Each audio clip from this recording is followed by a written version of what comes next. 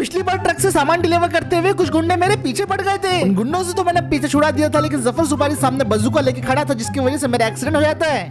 अब ट्रक का एक्सीडेंट होने के बाद मैं घायल हालत में जमीन पे पड़ा हुआ था। मैं अपने हाथ और पैरों को बड़ी मुश्किल से हिला पा रहा था। मेरा ट्रक पूरी तरीके से बर्बाद हो गया था और जफर सुपारी मुझे मारने के लिए ऊपर खड़ा हुआ था। तूने दूसरे के धंधे में घुस के बहुत बड़ी गलती कर दी है, और क्योंकि अब जब तेरे नाम की सुपारी मेरे पास आई है तो जफर सुपारी उस सुपारी को कंप्लीट करके ही रहेगा। ये जफर सुपारी टिपिकल विलन वाले डायलॉग मारे जा रहा था, और हर डायलॉग के साथ मुझे डर लग रहा था कि आप गोली चलेंगी, आप गोली चलेंगी। मैं तो अपनी मौत के लिए तैयार बैठा था, लेकिन जफर सुपारी जब वो अपने डायलॉग्स मारे जा रहा था, इतने में एक आउट ऑफ कंट्रोल होकर टैक्सी आती है और जफर सुपारी को उड़ा देती है। इस एक्सीडेंट की वजह से जफर सुपारी उस टैक्सी के नीचे दब जाता है, और इससे पहले कि मैं समझ पाता कि ये क्या हुआ मेरे सामने, इतने में वो टैक्सी ब्लास्ट हो जाती है। वो ब्लास्ट काफी ज्यादा भयंकर था, जिसकी वजह से जफर सुपारी वही के वही मारा जाता है। मैं गहरे सदमे में चला गया था और अचानक से मुझे फायर ब्रिगेड की आवाज सुनाई देती है, तो मैं सदमे से बाहर निकलता हूँ। फायर ब्रिगेड वाले जल्दी से वो टैक्सी में लगी हुई आग को बुझा देते हैं, और अब माहौल थोड़ा सा शांत हो गया था। अब इतना होने के बाद मैं भागते हुए उस टैक्सी के पास जाता हूँ, और वहाँ पे मुझे पता चलता है कि जफर सुपारी तो मर चुका है और बुरी तरीके से जल चुका है। एक बात से मैं हैरान था कि इस टैक्सी के अंदर तो कोई नहीं था, यहाँ पे सिर्फ जफर सुपारी की लाश पड़ी थी। अब ये टैक्सी कौन चला के लेके आया वो तो मुझे नहीं पता था, लेकिन मेरी जान जरूर बच गई थी। और अब थोड़ी देर में यहाँ पे पुलिस आने वाली थी, जिसकी वजह से मैं भागते भागते अपने घर के लिए निकल पड़ता हूँ। वीडियो में आगे बढ़ने से पहले मैं आपको बताना चाहूंगा कि आप आईपीएल देखो ही नहीं, बल्कि अपने ओपिनियन देके काफी सारे प्राइजेस भी जीतो, वो भी सिर्फ lotus365.in पे। यहाँ बहुत सारे क्वेश्चंस रहेंगे, जैसे who will win the match और who will win the toss जैसे 50+ तरह की क्वेश्चंस में अपना ओपिनियन बता के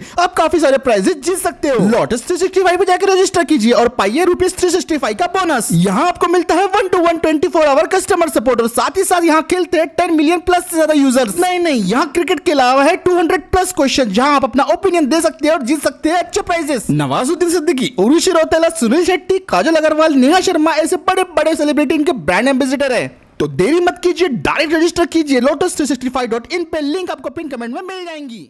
रात हो गई थी और अब मैं अपने घर में पहुंच गया था, लेकिन मेरे दिमाग में एक ही बात चल रही थी कि मुझे आखिरकार मारना कौन चाहता है। और तभी मुझे टीवी पे एक ऐड दिखाई देती है। वेलकम वॉचर्स, क्या आप एक बिजनेसमैन हैं और आपके बिजनेस में लोग बाधाएं डाल रहे हैं? क्या कोई बार बार आपके रास्ते में आके आपको आगे बढ़ने से रोकना चाहता है? अगर हाँ तो इसका इलाज हमारे पास है। हम बताएंगे आपको आपके दुश्मन का नाम, फिर जो मर्जी हो करो उसके साथ काम। ये ऐड को देखने के बाद मैंने सोचा कि मुझे भी इन लोगों की मदद लेनी चाहिए, और शायद इससे मुझे पता चल जाए कि कौन मुझे मारना चाहता है। तो मैं फटाक से अपना फोन उठाता हूँ और जो स्क्रीन पे दिए गए उनका कॉन्टेक्ट नंबर था वो डायल कर देता हूँ। पहले 30 सेकंड तक कॉलर ट्यून बजते रहती है कुछ इस तरीके से,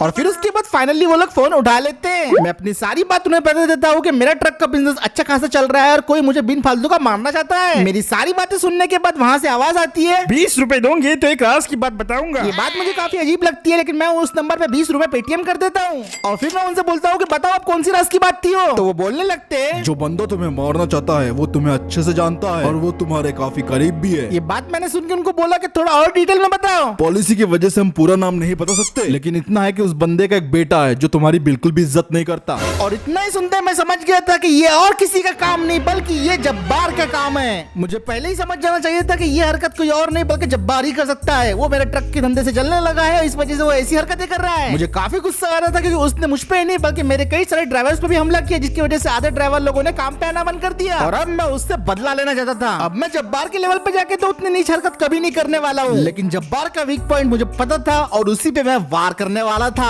दूसरे दिन मैं जल्दी सुबह उठ गया था और अब मेरे पास जब्बार को सबक सिखाने के लिए दिमाग में बहुत बढ़िया प्लान था, जिसको अंजाम देने के लिए मैं निकल पड़ता हूँ। दोस्तों मैं चलता हूँ, पापा घर पे इंतजार कर रहे होंगे। ओके मैं जा रहा हूँ, बाय। अच्छा हुआ मैंने अपनी बाइक दूर पार्क की, वरना ये लोग मुझसे लिफ्ट मांगते।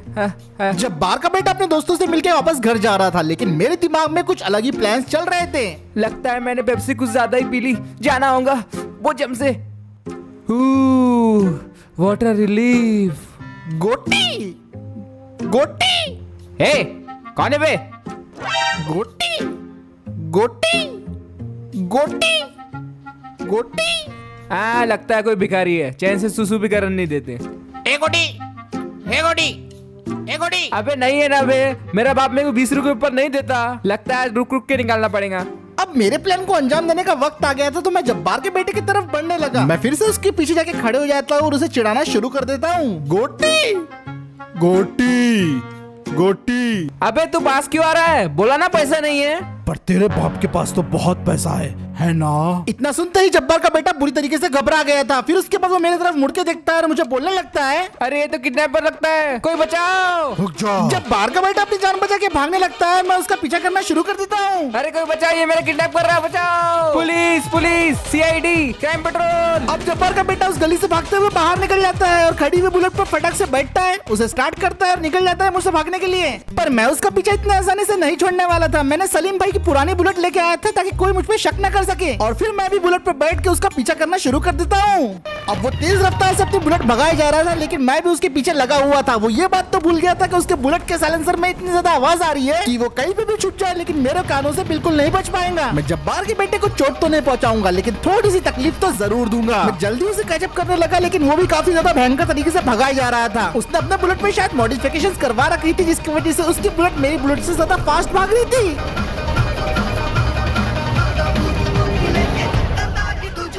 इसका पीछा करते हुए मुझे अब 10 मिनट हो चुके थे और जब्बार का बेटा अपनी बुलेट को फुटपाथ पे चलाने लग गया था। मैं भी अपनी बुलेट को उसके पीछे पीछे भगाने लगा, लेकिन अब इस चेस को खत्म करने का वक्त आ गया था। अरे ये पागल मेरे पीछे कैसे पड़ गया? वो जल्द से जल्द कहीं छुपना होगा। जब्बार का बेटा अपनी बाइक को घुमा के एक पार्किंग लॉट के अंदर ले आता है। उसे लग रहा था इस तरीके से वो मुझे चकमा दे देगा और कोने में जाके वो अपनी बाइक को पार्क कर देता है। हाँ, अपनी बाइक इधर रहने देता हूँ और टैक्सी लेके घर पे चल जाता हूँ। हाँ, चली जाता हूँ। उसको लगा उसने मुझे चकमा दे दिया, लेकिन मैं पार्किंग के पीछे से आ जाता हूँ और फिर उसके बाद अब जब्बार इन सारी बातों से बेखबर था और अपनी नई नवेली स्कॉर्पियो की सफाई कर रहा था। तभी उसका फोन बजना शुरू हो जाता है और जैसे ही अपने फोन को पिकअप करता है तो उसे दूसरी तरफ ये आवाज आती है, हेलो अब्बा, अब्बा, अब्बा। ये सुन के जब्बार को लगता है उसके बेटे ने कहीं शराब तो नहीं पी लिया, तो वो बहुत गुस्से में बोलने लगता है, जिमी तूने कहीं शराब तो नहीं पी ली?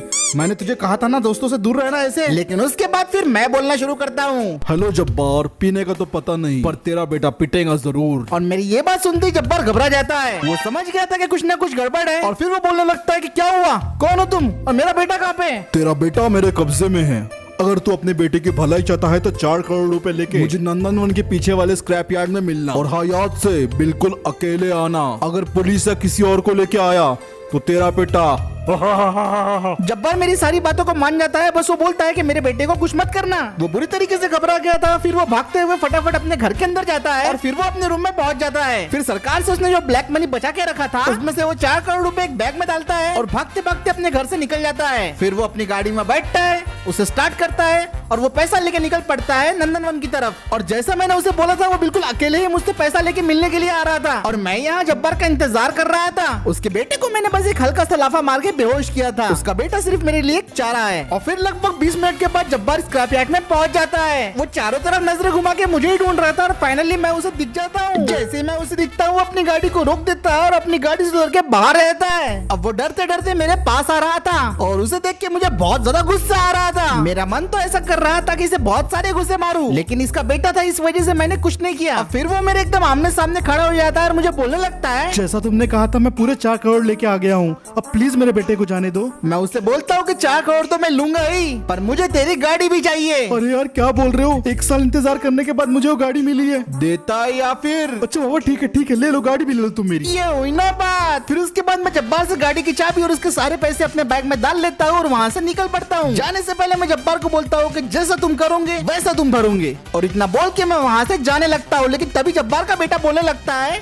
एक बात बताओ अब्बा, मुझे ये जाना बचाना सा लगता है। ये पीछे का टकला मैंने कहीं देखा हूँ। और फिर उसके बाद मैं नई नवेली स्कॉर्पियो एन में बैठता हूँ, उसे स्टार्ट करता हूँ और रिवर्स लेके वहाँ से निकल पड़ता हूँ। जब्बार को मैंने इस बार बहुत अच्छा मजा चखा दिया था और अगली बार से ऐसा वो कुछ नहीं करेगा। मेरा ट्रक का बिजनेस तो बहुत बड़ी चल रहा है, लेकिन अब मुझे अपने रेस्टोरेशन वाले बिजनेस पे भी ध्यान देना है। तो अगर चाहते हो कि वर्कशॉप अपग्रेड हो अपनी, तो कमेंट करके बताओ। और इसी के साथ आज का वीडियो यही खत्म करते हैं। वीडियो पसंद आए तो लाइक शेयर सब्सक्राइब जरूर कर देना और 10,000 लाइक होते ही अपना अगला वीडियो आ जाएगा। और मैं मिलता हूँ आपसे अगले वीडियो में।